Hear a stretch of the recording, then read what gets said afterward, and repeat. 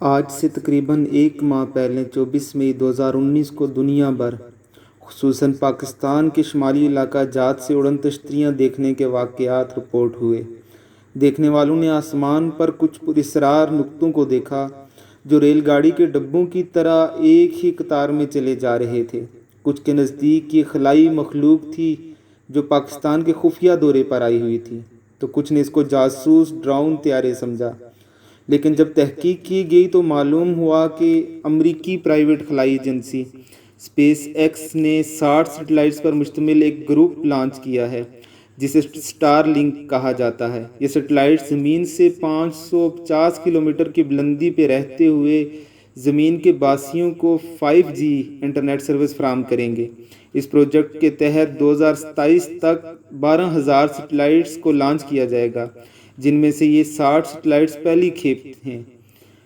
ان 12,000 satellites کا size computer table جتنا ہوگا، جو 3 تہوں کی شکل میں زمین کے گرد چکر کاٹتے ہوئے ایک دوسرے سے کنیکٹ رہیں گے اور زمین کے گرد مضبوط سگنلز کا جال بنا دیں گے۔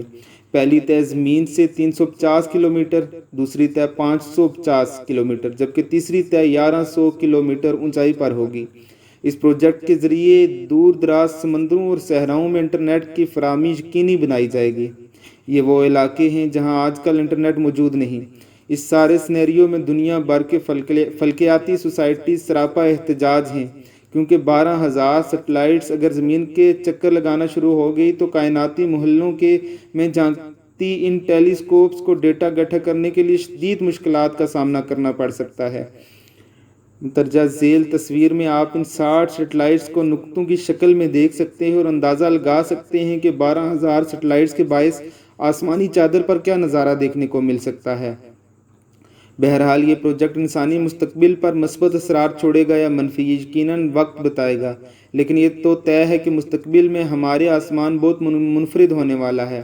آج سے 10 سال بعد جب آپ اپنے گھر کے لان پر کھڑے ہوں گے تو رات کو تاروں بھرے آسمان دیکھنا چاہیں گے، تو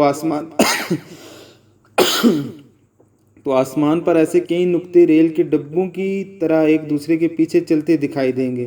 کتنا حسین احساس ہے کہ وہ انسان جو کبھی اڑ نہیں سکتا تھا، وہ اب آسمان پر اپنے نقوش چھوڑنے کی کوشش میں مصروف عمل ہے۔ تحریر محمد شاذیب صدیقی، اسلام آباد۔